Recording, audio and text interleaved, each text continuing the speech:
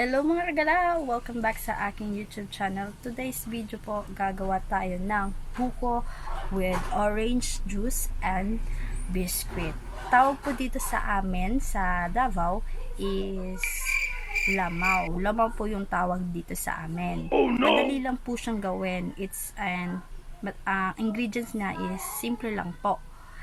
Then, kung bago ka lang po sa aking video, sa aking channel, please click the subscribe button and click the notification bell para updated ka sa aking mga videos.